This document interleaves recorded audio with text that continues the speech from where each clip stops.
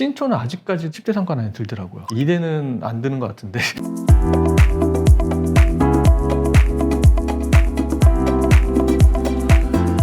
안녕하세요, 빌딩 썰러입니다. 오늘 첫 출연하시게 되는데 조인호 팀장님, 저랑 같이 열심히 일을 많이 했던 네. 오늘은 그러면 어떤 걸 소개시켜드리기 위해서 여기 자리에 오셨나요? 제가 이제 상권을 전문적으로 계속 분석하고 입지를 또 분석하고 설명을 하는 직업이다 보니까 제가 이제 빌딩 셀러리 나와서 상권을 좀 분석하면서 어떻게 형성되고 어떻게 발전하고 어떻게 퇴화하는지를 계속 출연하면서 보여드리려고 하고, 오늘은 4가지 일단 준비했고요. 대학교에 인근한 상권들인데 이 대학교와 역 사이에서 형성된 상권들이 어떻게 발전해 가고 있는지를 좀 보여드리고, 앞으로 계속 출연하면서 다른 컨셉의 상권들도 계속 보여드릴 예정입니다. 보통 이제 상권이라고 하는 게 대학교 주변으로 상권 형성이 많이 돼 있죠. 뭐 일례로 신촌, 이대, 홍대도 마찬가지고, 안암동에 있는 고려대도 마찬가지고, 네. 고시원 쪽으로 변하긴 했지만 서울대 쪽에도 마찬가지고, 여러 가지 상권이 대학교하고 밀접한 관련이 있죠. 특히 오늘 제가 설명드릴 역과의 관계, 역이나 교통이 발달되어 있는 곳에 대학교가 있으면 유인력이 있는 그런 장소와 역 사이에 형성되는 그런 상권들에 대해서 중점적으로 좀 설명드리려고 합니다. 그럼 한번 설명을 해주실까요?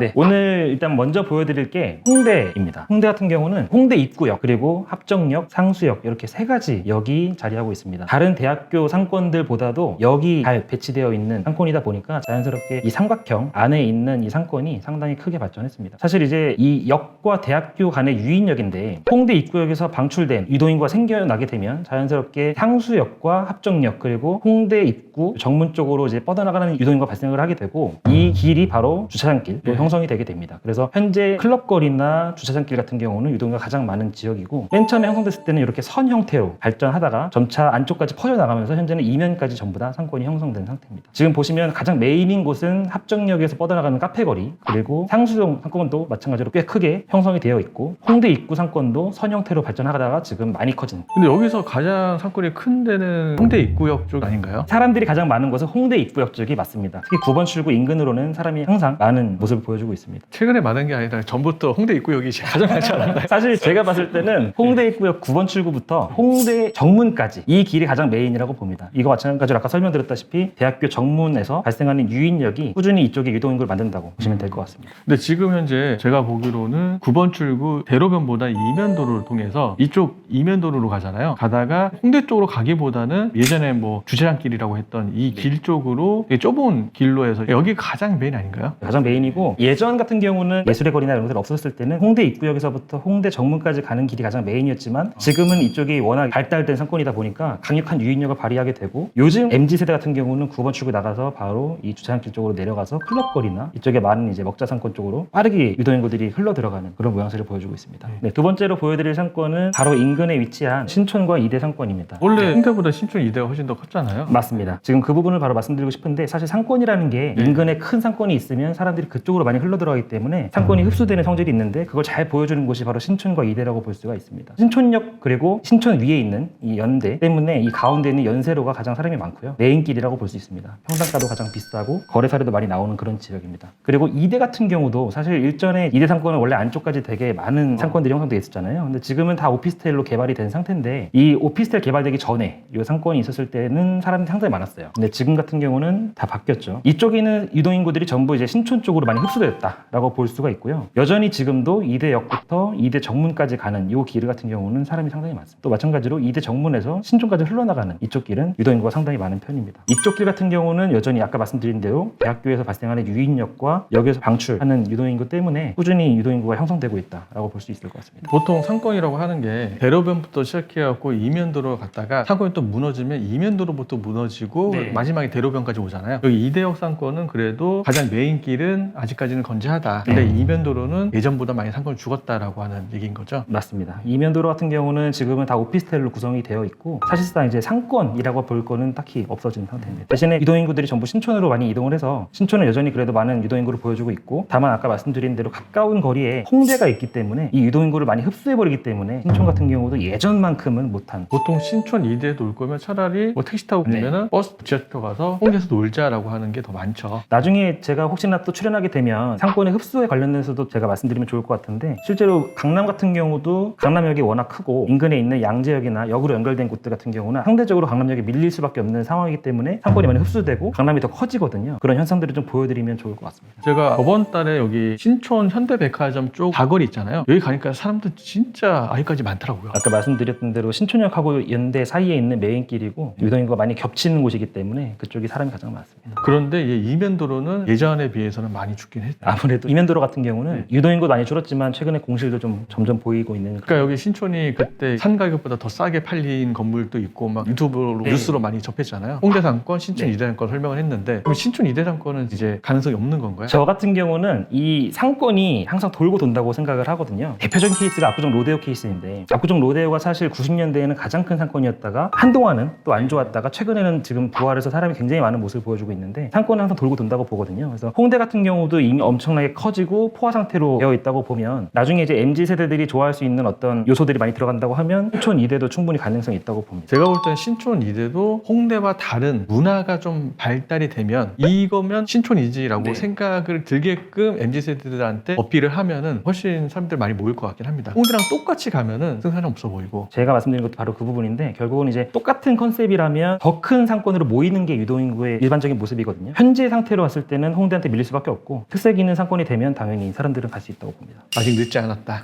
늦지 않았습니다. 지금 신촌에 제값 주고 사기엔 그렇지만 신촌 이대 쪽 시대보다 훨씬 더 저렴한 건물이 있으면 투자를 해놓은 것도 나쁘지 않다라고 하는 얘기인 거죠. 네, 그리고 또 건물을 분석을 해보면 임대 시세도 잘 나오는 건물도 꽤 많이 있거든요. 그렇기 때문에 평당가가 좀 떨어지거나 어느 정도 좀 합리적인 선에서 금액이 조정된다고 하면 임대 수익률을 받쳐주는 경우도 상당히 많습니다. 오히려 홍대 건물보다 임대 수익률이 잘 나오는 경우도 있기 때문에 어느 정도 장기적인 투자 목적으로 가져가신다고 하시면 분명히 이점은 있을 수 있는 그런 물건들도 많이 있습니다. 저희가 가끔 이제 연말마다 분석 보고서 나오는데 신촌은 아직까지 10대 상권 안에 들더라고요. 이대는 안 드는 것 같은데.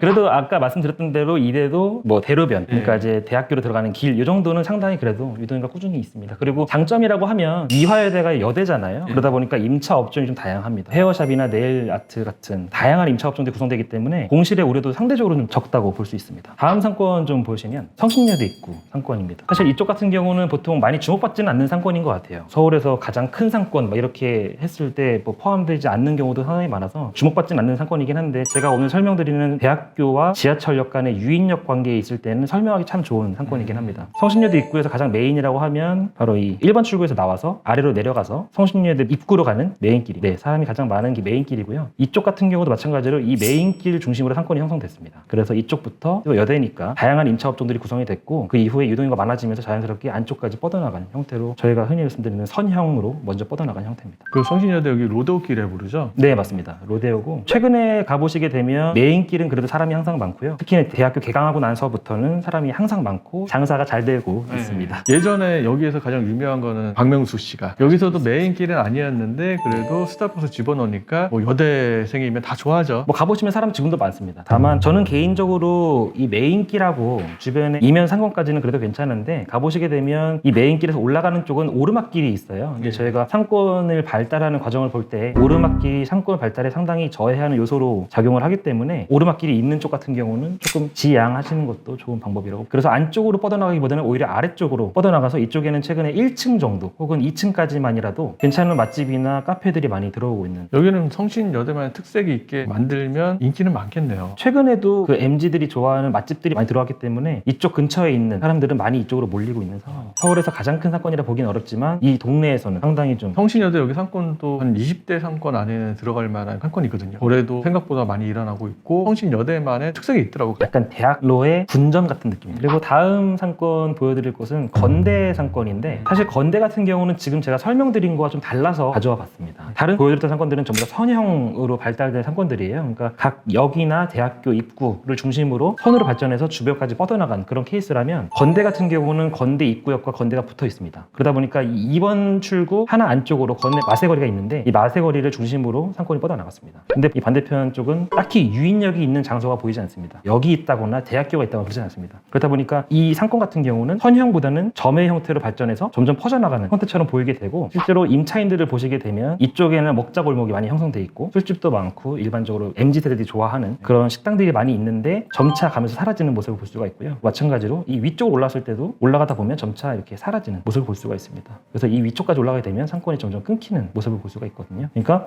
이 상권 같은 경우는 이 역과 건대를 중심으로 해서 점 형태로 뻗어나가서 점차 동그랗게 퍼져나가는 형태를 띠게 됩니다. 아까 홍대나 신촌 이대처럼 대학교와 역 사이의 선 형태로 발전하는 그런 상태와는 또 다른 형태를, 마찬가지로 아래쪽에 있는 건대 로데오 같은 경우도 뻗어나가다가 커먼 그라운드 이후부터는 점점 끊기는. 건대 상권이 여기도 아마 서울 10대 상권 안에 들어갈 수 있는 그런 상권이고, 처음에는 건대가 상당히 컸는데 이제 성수동이 또 핫해지다 보니까 그쪽으로 많이 상권이 좀 뺏긴 것 같긴 해요. 근데 여기 건대 입구역에서 이 위쪽 같은 경우는 좀 나이 어리신 분들이 많이 가는 네, 맞습니다. 그런 상권이고, 이 밑에는 조금 중국스러운 그런 거리가, 양꼬치 거리도 있고, 네, 맞습니다. 중국인들도 많이 살고 있고 중국 간판들도 많이 보이더라고요. 엄청 많이 보입니다. 이 아래쪽은 다 양꼬치 거리라서 거의 중국 분위기처럼 그렇게 형성되어 있습니다. 양쪽으로 이렇게 커지다 보니까 상권이 정말 큰 것 같아요. 네, 상권 크고, 다만 이제 제가 이 건대 입구역 상권을 다른 상권과 굳이 비교하면서 설명드리는 이유는 뭐냐면, 저희가 상권을 볼 때 보통 건대 물건을 본다라고 하면은 건대 입구역 근처에 있는 물건들을 아무거나 그냥 다 보시는 경우가 있는데, 오히려 안쪽 이면인 경우가 좀 더 넓은 도로보다 상권이 좋을 때도 있습니다. 지금 이 상권 같은 경우 그런데, 이 넓은 도로 따라서 이 뒤쪽에 있는 건물보다는 오히려 이 좁은 길을 따라서 이 앞쪽에 있는 건대 쪽에 붙어 있는 상권들이 더 좋을 때가 있거든요. 그 건물들을 보실 때 이런 포인트를 좀 중점적으로 봐주시면, 도로가 좀 좁거나 하더라도 역에서 가깝거나 아니면 상권에 더 메인에 붙어 있는 경우라면 충분히 투자 가치가 있다라고 볼 수가 있을 것 같습니다. 결국은 건물을 검토하실 때는 직접 값사를 가라. 임장이 필수입니다. 그럼 건대는 어떻게 될 것 같나요? 건대는 MZ 세대들이 굉장히 좋아하는 상권입니다. 물론 인근에 요즘에 뭐 성수나 뚝섬 같이 좋은 상권들이 많이 발달하고 있는데, 가보시게 되면 건대와는 또 다른 느낌이에요. 아뜰레길이나 성수, 뚝섬 인근 연무장길 쪽으로 해가지고 뭐 카페, 이쁜 맛집들이나 이런 것들이 많이 생긴 반면에, 건대 입구 같은 경우는 이제 술집들이 위주로 된 상권들이거든요. 그렇기 때문에 인근에 많이 뺏기고 있다고도 하지만 건대 입구는 여전히 메리트가 있다고 보고, 실제로 이 근처에서 1차적인 술을 먹을 수 있는 그런 상권들은 건대 입구를 제외하면은 딱히 없지 않을까. 건대 입구의 가장 큰 매력은 가격이죠. 저렴한 가격. 맞습니다. 예. 메인 도로도 1억 초반이면 가능하다라고 말씀드릴 수 있습니다. 그러면 준비하신 건 다 끝나신 거죠? 네. 다음번에는 또 어떤 지역을 알려주실 건가요? 오늘은 상권이 이게 선형으로 발전해서 양쪽에서 유인력이 있는 장소들 밀고 당기기를 통해서 상권이 발달하는 것을 좀 보여드렸다면, 다음번에는 상권이 어떻게 절정을 찍고 어떤 식으로 퇴화하는지도 좀 봐야 될 것 같습니다. 건물을 이제 투자를 해야 되니까 이 상권이 계속 유지될 수 있을지, 상권이 향후 퇴화할 수도 있겠다라는 가능성이 있을 수 있을지 본인 스스로 판단하실 수 있게끔 약간 그런 면모도 분석해 보려고 합니다. 나와주셔서 감사드리고요. 다음번에 또 출연해 주시길 바라겠습니다. 알겠습니다. 이상 빌딩 셀러리였습니다. 감사합니다.